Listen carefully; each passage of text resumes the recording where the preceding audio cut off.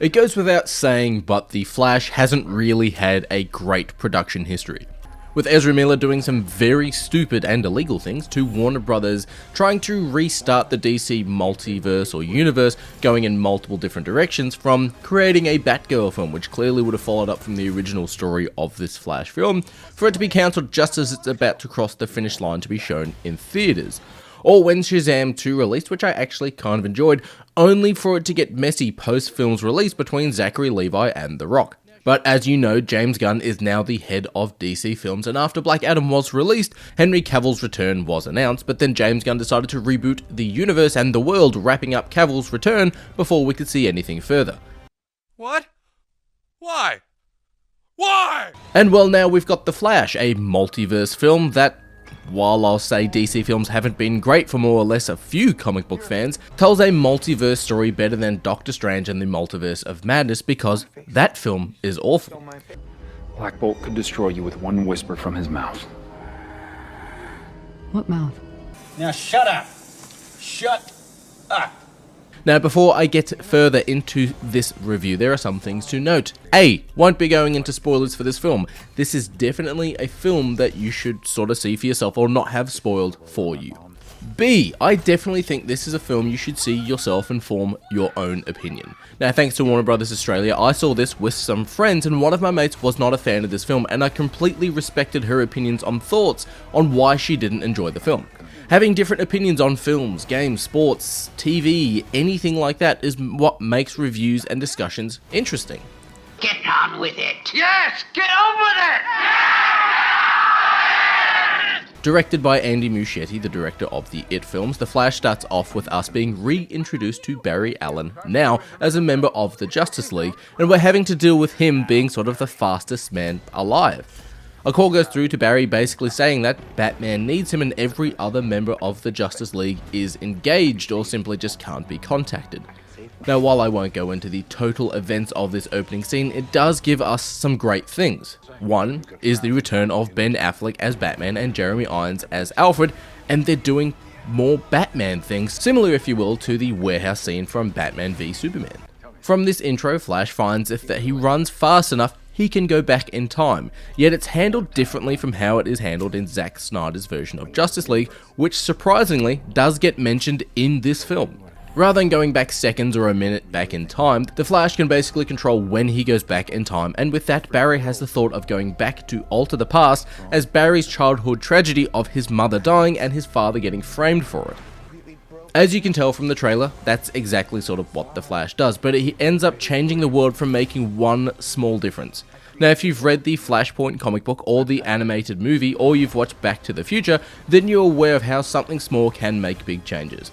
With that, Barry saves his mother's life, his dad doesn't go to prison, but he does run into this timeline's version of himself.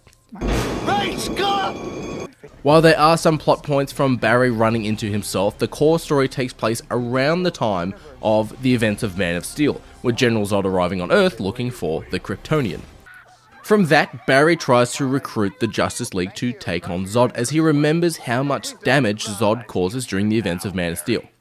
However, Victor Stone hasn't had his accident yet. Wonder Woman hasn't made herself public, and well, she's just generally uncontactable, and the only other person who is active before Superman in the events of the Man of Steel sort of storyline is Batman. But the kicker is, of course, it's Michael Keaton's Batman, and without ruining anything, Kara is Superman, or well, Supergirl in this universe. And from that, it's up to The Flash, classic Batman, because it's Michael Keaton, and Supergirl to stop Zod and save the world. Some things that really stood out for me while watching this film is the cinematography and the directing by Andy Muschietti. The use of light and tone and sort of the world, especially when having two separate Batmans. Another Batman? How many Batmans has he been burying? How many are there? And them showing up during the day actually kinda works. I thought Batman should be, say, like an alien, in that they should only be shown during dark scenes or dark areas or nighttime, as Christian Bale's Batman looked ridiculous during the day scenes of Dark Knight Rises. What is that?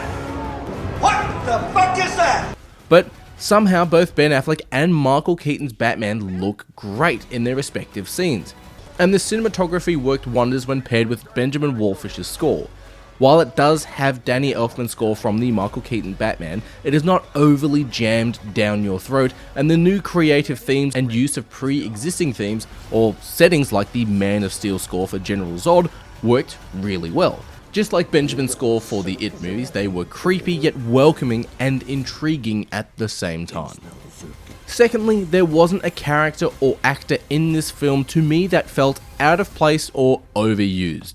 Ezra Miller is playing two versions of himself as Barry Allen, and surprisingly it works quite well, with the original Flash becoming more of a serious character, while the alternate Barry is very comedic.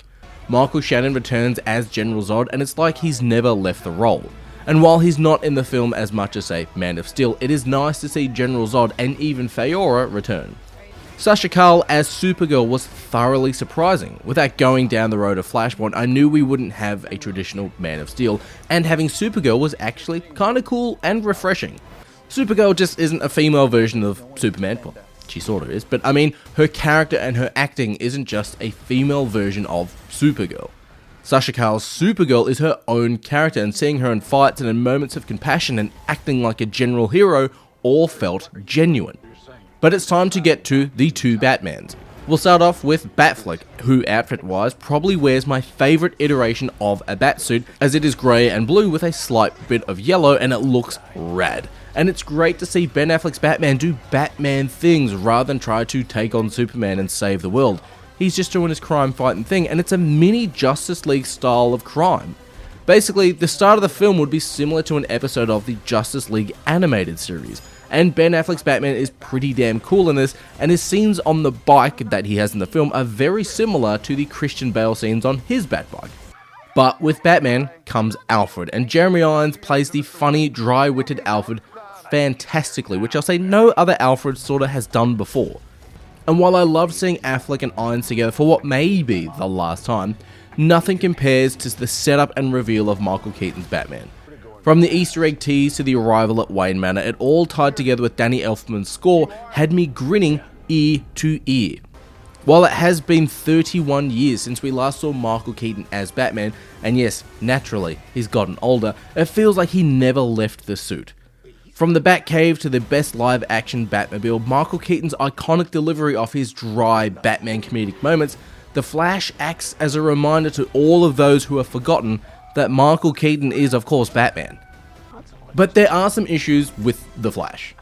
As the movie was in a bit of a production hell, as it was sort of being used to kick off multiple different branches of where Warner Brothers wanted to go with the DC movies going forward, the CGI for this film is pretty rough.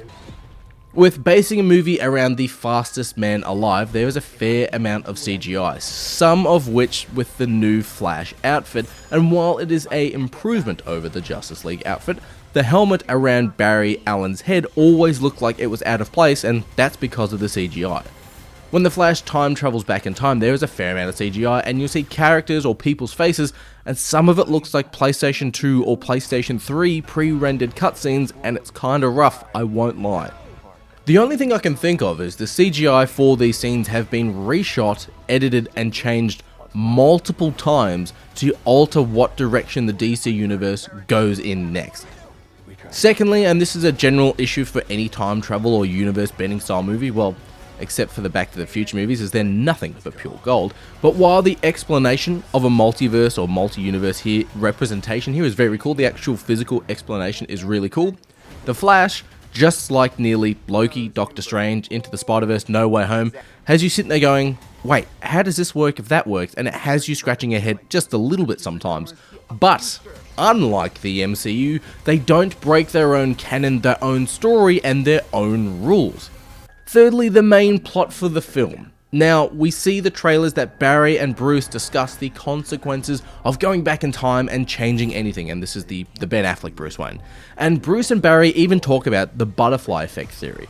And with both Bruce and Barry being highly intellectual characters, they both agree on how bad of an idea this is. However, later in the film, Barry has the same sort of style of conversation, if you will, a few scenes later with a character who, well, isn't someone like Batman, and it completely changes his overall opinion on going back in time. Now, don't get me wrong, I totally get why Barry wants to go back and save his parents' life. The story that follows is entertaining as well, sure, but when Batman tells you not to do something, you listen. And at the end of the film too, Barry overly doesn't seem to have learnt his lesson from messing with time as well. The ending is touching and it really pulled on the heartstrings for me, but don't expect Flash to learn anything besides how to not be so annoying.